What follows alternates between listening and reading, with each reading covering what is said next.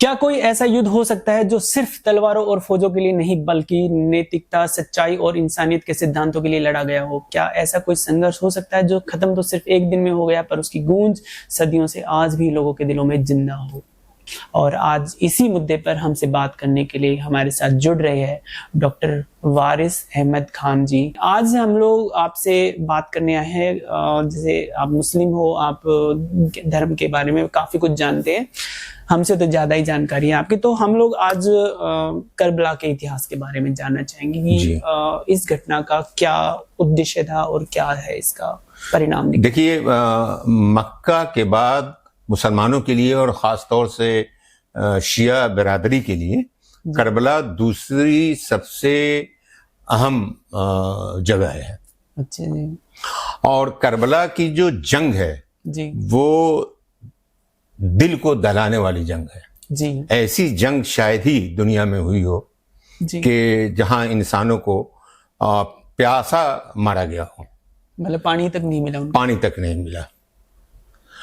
मैं आपको यहां से बताऊं कि मुसलमानों में खिलाफत का रिवाज था, यानी एक खलीफा होता था जिसकी बात सब लोग मानते थे, एक राजा की तरह वो होता था। किंग हो गया। हाँ, किंग की तरह होता था वो।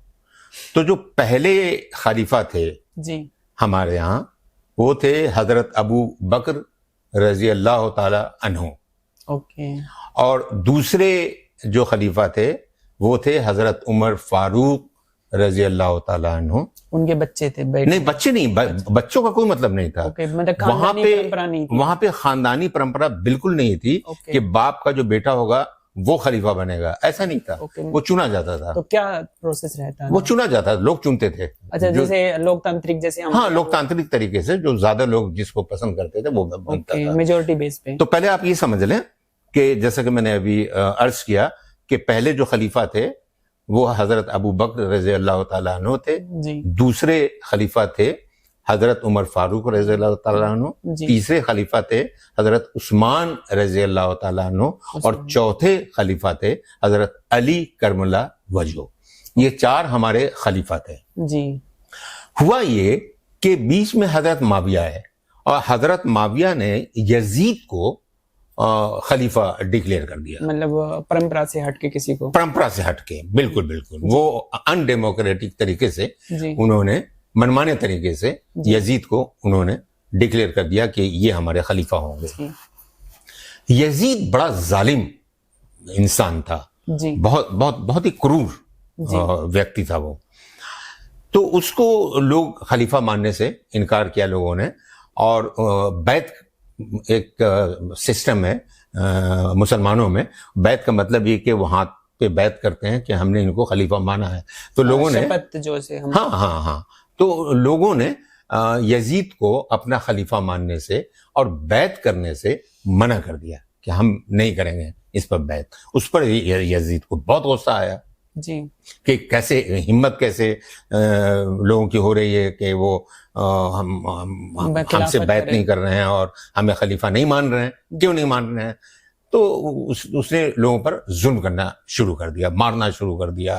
बहुत लोगों की जानें उसने ले ली। जो सबसे अहम थे इनके मुखालिफिन में, अपोनेंट में, वो थे हजरत हुसैन अलैहिस्सलाम, इमाम हुसैन जी। हाँ, इमाम हुसैन अलैहिस्सलाम। इमाम हुसैन अलैहिस्सलाम प्रॉफिट मोहम्मद सल्लल्लाहु अलैहि वसल्लम के नाती थे, यानी नवासे थे, यानी बेटी के बेटे थे। तो और ये वो थे जिनको हुजूर सल्लल्लाहु अलैहि वसल्लम बहुत प्यार करते थे, गोदियों में खिलाते थे, अपनी पीठ पे घुमाते थे। हाँ, बहुत बहुत ज्यादा मानते थे उनको, दिल से जुड़े हुए। हाँ। तो एक तरह की जंग वहां से शुरू हुई। तो यजीद इतना बदमाश और इतना इस कदर शर और खब्स उसके अंदर था कि उस आदमी ने क्या किया कि पानी लोगों पर हराम कर दिया। यानी पानी, जहां भी पानी था उन जगहों को उसने अपने कब्जे में ले लिया और ये हुक्म जारी किया कि इन लोगों को, जो लोग हमसे लड़ रहे हैं या जो लोग हमें अपना खलीफा नहीं मान रहे हैं, उनको पानी नहीं मिलना चाहिए। अब आप सोच लीजिए कि वो कितना किस कदर क्रूएल इंसान रहा होगा। जी। तो पानी के बिना लोग मरने लगे, उसके बाद तीर खा खा के लोग मरने लगे। अच्छा, और जो पानी पीने की कोशिश कर रहे हुए जबरदस्ती, वो उसको मार देते थे, जो भी घुसने की कोशिश करता था पानी पीने के लिए उसको जान से मार देते थे। जी। हजरत हुसैन अलैहिस्सलाम के बेटे को मारा, अच्छा, हजरत अली अकबर, हाँ, अच्छा, उनको उनको उनको मारा जान से यजीद ने, और यजीद के लोगों ने। हजरत इमाम हुसैन अलैहिस्सलाम की एक बेटी थी 4-5 साल की, जी। उनको मारा। एक छोटा सा 6 महीने का के आसपास का बेटा था, उनके गले में उसके तीर मारा। मतलब बच्चों के ऊपर भी कोई दया धर्म नहीं, और महिलाओं कोई दया का तो मतलब ही नहीं था, वो तो शैतान की तरह था वो। तो इस तरह से इमाम हुसैन अलैहिस्सलाम के, फिर इमाम हुसैन अलैहिस्सलाम के जो भाई थे जिनको जहर दे के मारा गया था, जी। हाँ, वो एक अलग वाकया है, वो बाद में उसको बात वो करेंगे। इससे जुड़ा हुआ नहीं। हाँ हाँ, वो इससे जुड़ा हुआ नहीं है, वो अलग वाकया है। जी। तो उनके भाई थे हसन अलैहिस्सलाम। हसन तो जी। हसन अलैहिस्सलाम के बेटे को भी इन लोगों ने मारा उसी करबला की जंग में। मतलब वो उनके साथ दे रहे थे इसलिए। हाँ, साथ दे रहे थे, जाहिर सी बात है, अपने चचा के साथ थे, तो उनको भी तीर से मार दिया गया है, जान से मार दिया गया। अब बचे हुसैन अलैहिस्सलाम। हुसैन अलैहिस्सलाम को ये लोग ढूंढते रहे। हुसैन अलैहिस्सलाम बहुत ज्यादा ताकतवर, बहुत पावरफुल थे, तो उनको पकड़ना, उनको मारना इन लोगों के लिए मुश्किल हो रहा था। लेकिन आखिरकार कोई कब तक बचता, और इनके पास सिर्फ 70 लोग थे। हालांकि हुसैन अलैहिस्सलाम ने अपने लोगों को ये कहा कि देखो, हम तुम लोग हमारे साथ हो और बहुत कम लोग हम लोग हैं, तो तुम लोग चाहो तो हमें छोड़कर जा सकते हो। हाँ, मतलब उनको मौका दे रहे थे कि भैया जंग में हार भी सकते, हाँ, हम हार सकते हैं और तुम लोग मारे जा सकते हो, तो तुम लोग चाहो तो छोड़ के चले जाओ, लेकिन हमें तो लड़ना हम तो नहीं जाएंगे। हाँ, क्योंकि वो तो इंसानियत के साथ थे और हक के साथ थे, अल्लाह के साथ थे, और ये उनका ये था कि अल्लाह हमारे साथ है और इंशाअल्लाह ताला हमारी जीत होगी। वो तो है। तो लेकिन खैर बहरहाल वो जो 70 लोग थे, उन लोगों ने ये कहा कि हम आपको अकेला छोड़कर नहीं जाएंगे और हम आपके साथ रहेंगे, भले ही मरे तो मरे। और एक एक करके वफादारी, वो सारे के सारे वो बहुत वफादार थे, तो वो एक एक करके वो लोग मरते चले गए। और लास्ट में फिर हजरत हुसैन अलैहिस्सलाम जब नमाज के लिए सजदे में गए, तो उसी वक्त उनको तीर से मारा गया। तो सजदे में थे वो, तो तब वो कर नहीं सकते थे। हाँ, फिर यजीद के लोगों ने उनको मार दिया और उनके गले को, गर्दन को काट के और यजीद के पास ले जाया गया। गालिबन उसको शाम भी ले जाया गया था और कायरा भी ले जाया गया था, उनकी गर्दन को। मतलब कई जगह पे दिखाना, हाँ, दिखाने के लिए, कि शो ऑफ करने के लिए, देखो दहशत फैला। हाँ जी। तो ये था पूरा मामला। उसके बाद मैं आपको बताऊं कि ये तो ठीक है, यजीद की यहाँ पर जीत हो गई, लेकिन देखिए ऊपर वाला जो है वो सब देखता है और सबको बदला देता है और सबको मजा चखना होता है। जो गलत काम करता है उसको उसकी सजा मिलती है। वो ऊपर से सजा मिलनी है, हर हाल में मिलनी है, नीचे मिले या ना मिले, लेकिन ऊपर से मिलनी है। मतलब भगवान का रूल है वो तो। हाँ, वो भगवान का रूल है, ऊपर से कोई नहीं बच सकता। तो यजीद ने जो जुल्म किया और जिस तरह से एक जालिम इंसान की तरह लोगों को मारा और इमाम हुसैन अलैहिस्सलाम को हलाक किया, तो उसका बदला उसको ऐसा मिला कि वो उसको समझ ही में नहीं आया कि उसको बीमारी क्या हुई, और उसका पेट जो है वो फूलता गया और फूलते एक तरह से मतलब एक वो फट गया और मर गया वो यजीद। तो ये पूरी कहानी करबला की थी और उसी का शोक और गम अभी कुछ दिन पहले ही मनाया गया है। वो मनाते हैं 1 से लेके 10 के बीच में जी। और 9 और 10 तारीख मेन थी जब करबला की जंग उरूज पर थी जी, लास्ट जो था वो उरूज पर थी। तो 9 और 10 को वो करते हैं। उसमें दरअसल मैं आपको बताऊं कि जिस तरह से इसको, ये त्योहार नहीं है, ये शहादत को याद कर, ये सिर्फ याद कीजिए। और चूंकि उस जंग में पानी नहीं दिया गया था लोगों को और लोग प्यास से मर रहे थे, तो ये जो रवायत है वो ये है कि आप उस दिन 9 और 10 तारीख को, खास तौर से 9 और 10 तारीख को, जी। और चाहे तो 1 और से लेके 10 तारीख तक पूरे आप प्यासों को या बिना प्यासों को आप पानी पिलाइए, जितना पानी हो सके पानी। सड़क पर खड़े हो जाइए, पानी लेकर, शरबत लेके, और आते जाते हुए लोगों को पानी पिलाइए। और इसका कॉन्सेप्ट इस्लाम में नहीं है कि आप गम मनाइए। गम मनाने का मतलब ये हुआ कि जो लोग भी अपने को तकलीफ देते हैं, यानी लोग इतना करते हैं कि वो तलवार और छुरा इस पर मारते हैं, सीने के ऊपर मारते हैं वो, और उससे वो खून निकलता है, तो ये मना है, ये करना गलत है। लेकिन फिर भी लोग करते हैं। वो जो करते हैं वो गलत करते हैं, क्योंकि अल्लाह ताला का ये कहना है कि ये जिस्म हमने तुम्हें दिया है और तुम्हें इस बात का हक नहीं है कि तुम इसे ज़र्व दो, तुम इसे तकलीफ दो, इसका हक तुम्हें नहीं दिया है। मतलब हमें तो इसकी देख रेख करनी है, इसकी देख रेख करनी है। तो सिर्फ एक वही चीज है जो सुन्नी नहीं करते हैं, यानी अपने को तकलीफ नहीं देते हैं। शिया बिरादरी करते हैं, ये उनकी मान्यता है, वो करते हैं। इसे यही भेदभाव है शिया और सुन्नी का, थोड़ा सा यही फर्क है। बस वो जो तरीका है मुहर्रम मनाने का, कि सुन्नी अपने को तकलीफ नहीं देते हैं और शिया अपने को तकलीफ देते हैं।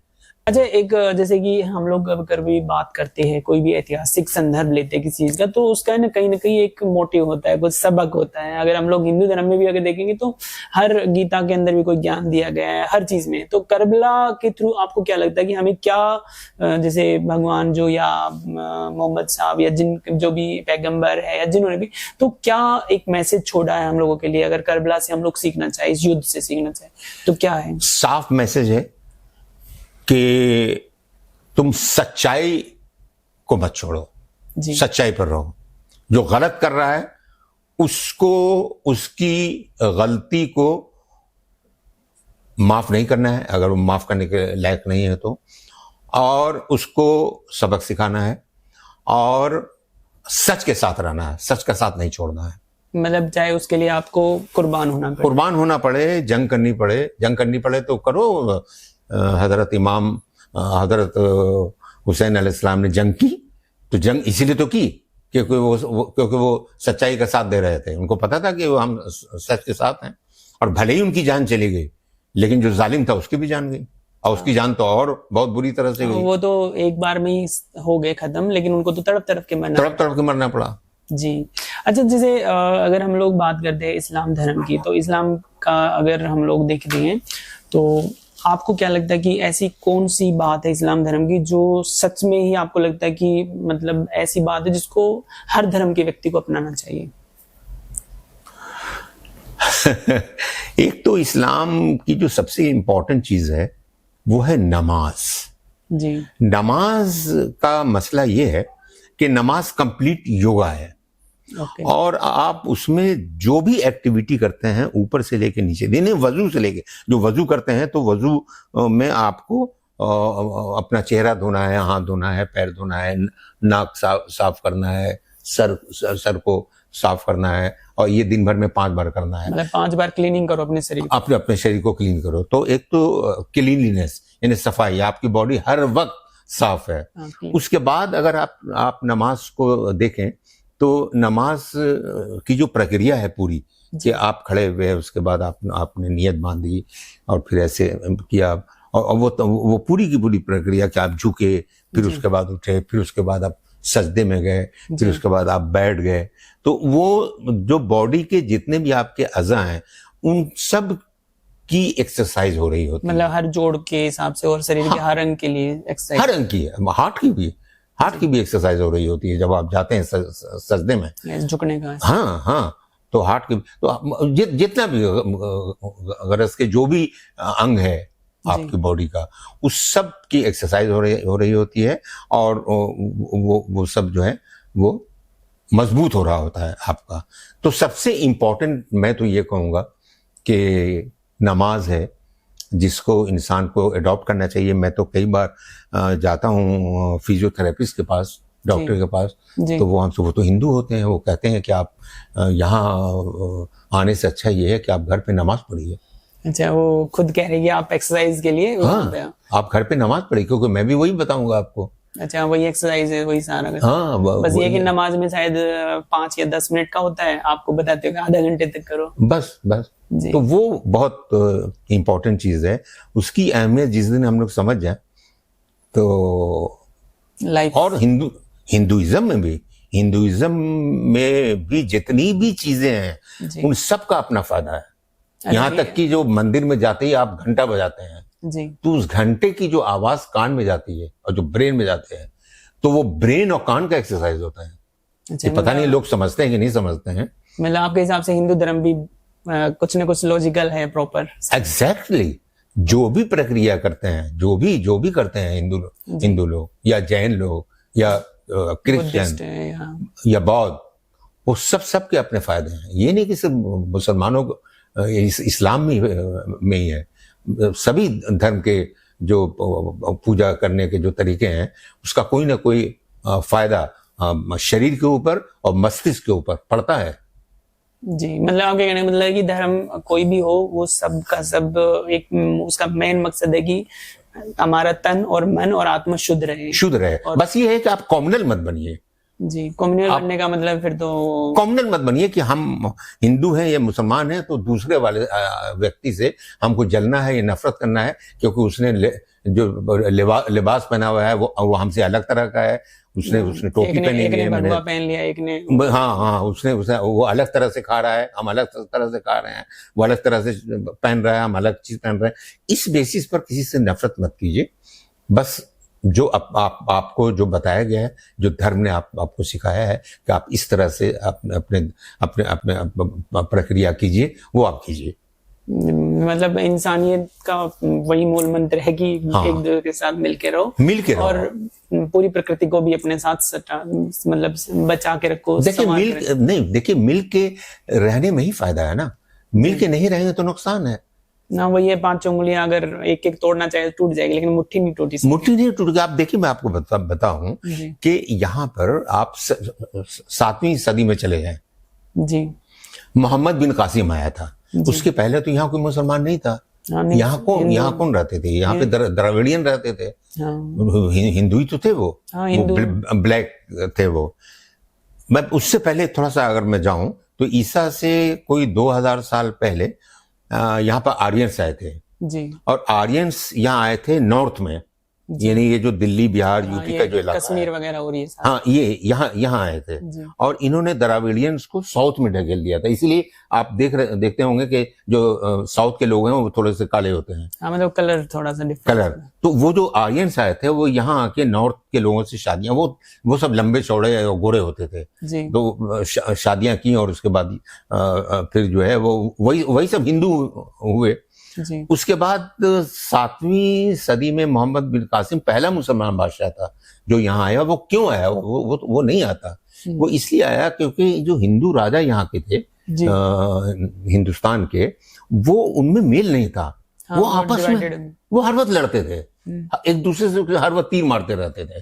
छोटे छोटे राजा हुआ करते थे, छोटी छोटी सी उनकी रियासतें होती थी और सब एक दूसरे को मारते रहते थे, एक इंच के लिए लड़ते रहते थे। तो फिर बाहर से मुसलमान बादशाह आया। ये जो 10वीं सदी में जो महमूद गौरी और फिर मोहम्मद गजनी आया, ये अपने से नहीं आया था, ये इन राजाओं ने बुलाया था कि तुम आओ यहाँ पे। मतलब वही है, जब हम लड़े हैं तब तक कटे। तो इसका मतलब ये हुआ कि अगर हम लड़ेंगे तो हम कमजोर हो जाएंगे। इसलिए हमें एक होकर रहना है ताकि बाहरी ताकतें आकर हमसे हमारे ऊपर काबिज ना हो जाएं। हाँ, जैसे अभी अगर आज के मौजूदा हालात में भी देखे जाए तो हम लोग जब हिंदू मुस्लिम के बीच में इतना ज्यादा मतभेद है, वो गलत है। उससे नुकसान होगा। वो लोग नहीं समझ रहे हैं, सियासतदान जो हैं हमारे पॉलिटिशियन, वो नहीं समझ रहे हैं। वो वोट लेने के लिए और हुकूमत करने के लिए वो ये सब करा रहे हैं, आदमी को आदमी से लड़ा रहे हैं, लेकिन वो देश के लिए गलत है, देश के लिए गलत काम कर रहे हैं। वो नहीं करना चाहिए, क्योंकि अगर लड़ाएंगे तो उससे फिर देश कमजोर होगा। मतलब आपके कहने का मतलब है जैसे करबला के अंदर जो सत्य और जो असत्य के बीच में लड़ाई थी, उस तरह की लड़ाई है तो लड़ो, हाँ, लेकिन वैसे मत लड़ो। वैसे मत लड़ो बिला वजह कि हम हमारा धर्म दूसरा है, तुम्हारा धर्म दूसरा है, तो हम लड़ेंगे तुमसे। और जबकि खाना पीना सब कुछ कर सकते हो तो खाओ आराम से, जियो अपनी जिंदगी। हाँ, अपनी जिंदगी जियो। सर आपका भी बहुत बहुत धन्यवाद, बहुत बहुत शुक्रिया, इतना समय दिया। बहुत शुक्रिया आपका। मिलेंगे फिर नेक्स्ट वीडियो में। जी जरूर जरूर। ओके, धन्यवाद जी। धन्यवाद।